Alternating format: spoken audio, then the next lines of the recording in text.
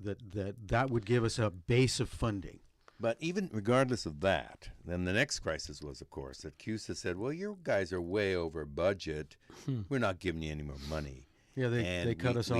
We had to cut staff, and the hardcore had to go on UI. And I remember sort of a red badge of courage being in the UI office with all the CKCU managers sitting down waiting to fill out their application for UI. Including myself. There was a bunch of us who went over to CKO, that was a brand new all news station in town. And there was weekend work, and there were 4 or 5 of us who went for auditions. I actually got the job and wound up doing weekends for a few months at that station, and that was my income until we got reinstated by CUSA. But yes, no, throughout this time, Randy was not only having conversations with himself and higher powers, but you and I had a few conversations about, was it time? Yep.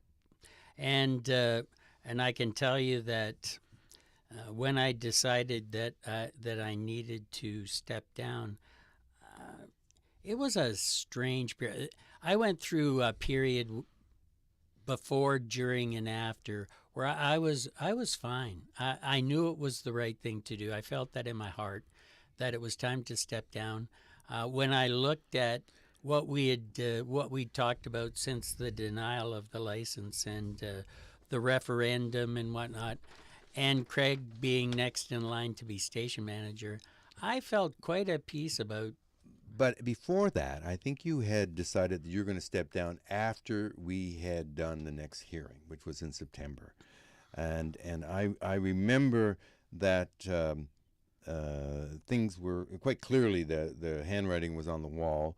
Apparently you and Ben Lachance that from CUSA were not talking to each other, hardly, not even passing each other in the hall with any kind of recognition.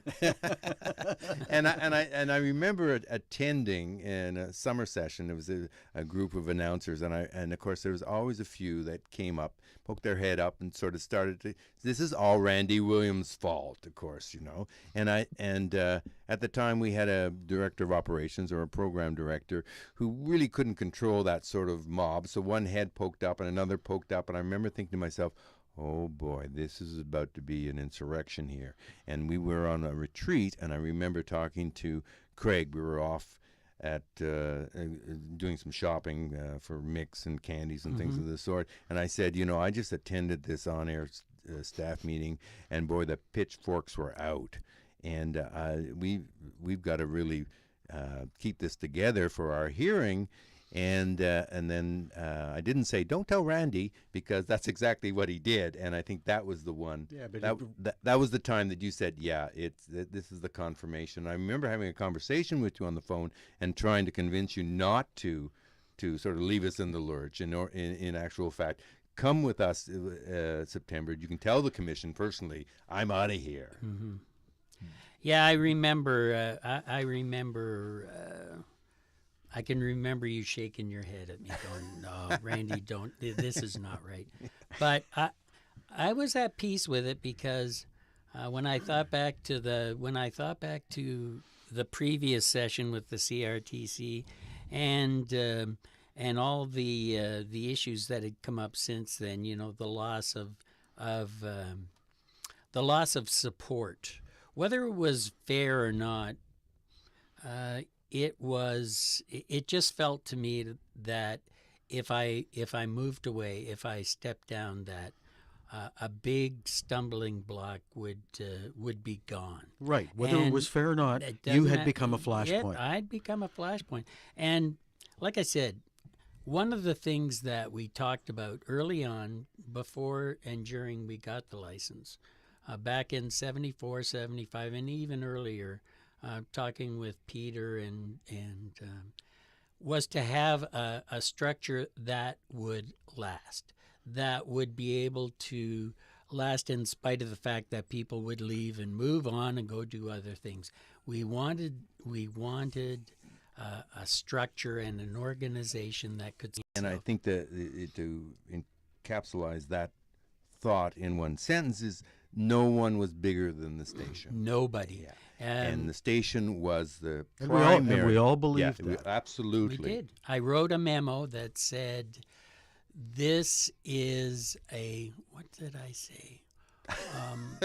This is your anecdote, so Yeah, we can't I help know. you. I can't. Sounds like But I said, what I said in it was no ego trips, please. Yeah, This is I remember that yeah. one. I don't remember. I remember the details in it, but Yep. it was Nobody's bigger. So than we the were radio faced station. with this hearing, and it fell to Craig and I to go face the whatever.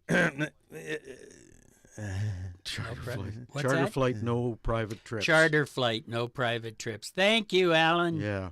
And we were to face the firing squad if indeed they were Speaking of assembling falling themselves. down on our knees. And so hat in hand. But before that, I remember going to the CRTC and trying to feel them out as to what their attitude was before we went into this, and trying to explain and sell the reason why we did this commercially, so on and so forth. And it was about as close as I've ever had a bureaucrat almost laugh in my face, and that was Chef Franken. Yeah. And I thought, oh, we are not going to win this argument at all. No. So we sort of came on bended knees, and we knew it was life and death. There was no question.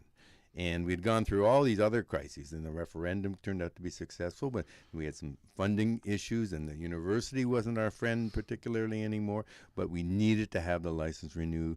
I'm not sure CUSA was ever our friend. Well, yes, it varied. Yeah. It's sort of a sine curve or something. So anyway, I remember the only memory I really have of the hearing was, and you'll share this with me, is that they played as a clip from, was it Evelyn Erskine? Evelyn Erskine. Yes, and the he and she. He and she. Yes, that's it. exactly. And she had gone off reservation, basically. Way off script. She had improvised the script, and it was innocuous as written, but then she just elaborated it, and the commission had captured this, I can imagine, joyfully, and they played it back to us, and we were agog. We were like, holy mackerel, who told her to talk that way? That Well, it was there way were off. prices in there, and it was comparative, and it was competitive. So I said, infamously, this is this is the stuff that keeps us awake at night, and when we go to sleep, it gives us nightmares. Yeah. No, but I mean, we had no choice. We had to go in and say, guilty as charged, Your Honor, Yeah. and we will fix it. And this is what we're doing, funding drive. Right. Exactly. And we took, I think, another huge risk with putting a funding drive. But I go back to that time, and I don't remember exactly what time of the year it was. Do you remember when the date of your resignation? It was before the June. hearing, because he was in the back room as a sort of a non-managerial I type. wondered who was moving my lips. I think it was in June. It was in June. Yeah, Yeah, I think it that sounds right. And it was Well, I felt I was losing a friend at Earlier? that time. No, I think it was late. It might have been as late as September. Because No, I think it was summer, but at any rate, it was a real challenging time for me because I didn't have any aspirations to be the station manager. I was happy doing what I was doing at the station, and I thought we had You were the station. really successful team. No, I mean there were things that I did that complemented what you did. Well, And the other thing, of course, is the funding drive was going to be my last hurrah too. I was going to graduate, unlike other people in the room here. Finally, after Not 8 for many years. Yeah, exactly. still Exactly. haven't. Exactly. I'm taking courses at UPI in hopes of. So I knew I was getting out in 79. So we put together the funding drive. The original goal was $15,000. $15,000. We did about 18.5, as I recall. We might have had some drop off from a higher figure, non-payment and things of the sort. Yeah. But I did a sort of a translation in 2015 dollars, and that was $70,000. So It was a huge amount of that was money. a huge amount of money. It was very Absolutely. successful. Yes, Yeah. it was. No, it was the hardest I had ever worked and- in my life. And that gave, I recall you, Peter, me, and a few others for weeks. I don't think we slept. We didn't eat much. It was there the a lot of hardest coffee I and ever alcohol. worked in my life. Truly, I was going 22 hours a day and napping in my office for a couple of hours, just supporting these people who, the on-air staff at the time had to be coached and coaxed through doing this. The thing is, and the begging that we got. Well, absolutely.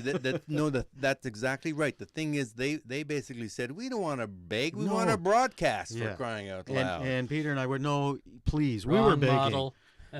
And You're developmentally delayed. And quite frankly, the funding drive was the worst thing, one of the worst things that ever happened to the station, because it diverted so much energy, so much time, so much effort, and it needed to be done. And in actual fact, it turned out to be the best thing that ever happened to the station. It connected us with because it bonded the staff. It bonded the staff to our the audience. Yep. Exactly right. Yeah. And it made us feel worthwhile. It was a reinforcement, it was a positive huge reaffirmation. reinforcement. We anecdotally knew it, but there was that uncertainty when we went into that first day of the funding drive. Like, what if we don't make it? And fear. it was a wonderful way of getting encouragement that said, basically, keep doing what you're doing. Yep. We want to hear this stuff. You meaning the station, and I meaning the audience, are in sync. We also connected into parts of the community. Dr. Harsha Dehaja, whom we have not mentioned yet, but was a real stalwart for us in the community. I don't know how much money that first year. Do you remember how much he brought in? I think it was like $1,000 for his program, which at the time was, oh my God, somebody brought $1,000 into us. And there were other businesses and community organizations that stepped up. I have a sort of a trivial funding. You know this. Yes, I know this. We'll see how Randy does. Randy does. I just wanted to, before you get into that, Peter. Right. Dr. Dehaja really was a great guy, and I remember visiting his home and having some of the authentic Indian meals served by this woman who worked for him in sari and bare feet. It was really a cultural experience I'll never forget. He was a good guy, and I felt so for him when we were at the public hearing to renew our license, and he was sitting there having to answer all the questions about, exactly how much power do you have? And there's the picture right there in the charlatan. With it was. I felt bad for him, but well, it was a paradigm. That's another story. It was a paradigm shift, and and that's what made it so difficult. What was the largest single individual donation that was made during the funding drive? And what was it for? Now, most people don't know this. My memory of this is that it was $50, which in 2015 terms was about $140, which was considerable for an individual.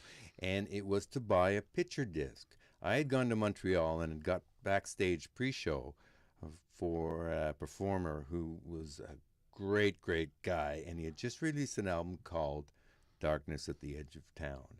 And and I had Bruce Springsteen sign this picture disc, and we put it up as a fundraiser for $50. I went online just last week, and it's probably worth between $600 and $750. Why the hell didn't I buy the bloody thing for $50? I remember